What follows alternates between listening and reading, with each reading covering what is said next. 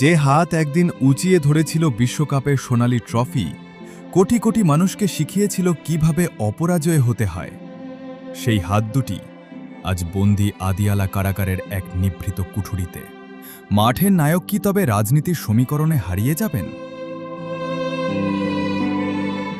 না, ইতিহাস তাকে এত সহজে মুছে ফেলতে দিচ্ছে না। পাকিস্তানের সাবেক প্রধানমন্ত্রী ও ক্রিকেট কিংবদন্তি ইমরান খানের মৌলিক অধিকার এবং সুচিকিৎসার দাবিতে সিনট্যাক্স রিচার্জেবল ফ্যান দিচ্ছে টানা 7 ঘন্টা ব্যাকআপ।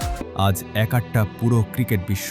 রাজনীতির সীমানা পেরিয়ে ভারতের কপিল দেব, সুনীল গাভাস্কার থেকে শুরু করে ইংল্যান্ডের মাইকেল আথারটন, নাসের হুসেইন কিংবা অস্ট্রেলিয়ার স্টিভ ওয়া, বিশ্বের 21 জন সাবেক অধিনায়ক একযোগে চিঠি লিখেছেন পাকিস্তানের সরকারের কাছে। অভিযোগ উঠেছে, আদালতের নির্দেশ থাকা সত্ত্বেও কারাগারে তার সঠিক চিকিৎসা হচ্ছে না।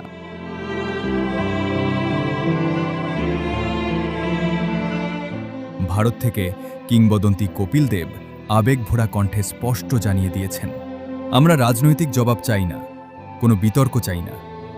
আমরা কেবল একজন সাবেক সতীর্থ এবং বিশ্ব সেরা খেলোয়াড়ের জন্য ন্যূনতম মানবিক আচরণ ও সেরা চিকিৎসাটুকু চাই।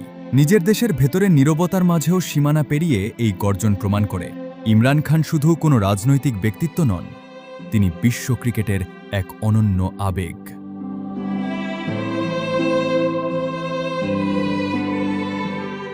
ক্ষমতা আর রাজনীতির মারপ্যাচে একজন মানুষকে হয়তো বন্দী করে রাখা যায়, কিন্তু ইতিহাস তৈরি করা নায়কদের কি কখনো মুছে ফেলা যায়? সময়ই বলে দেবে।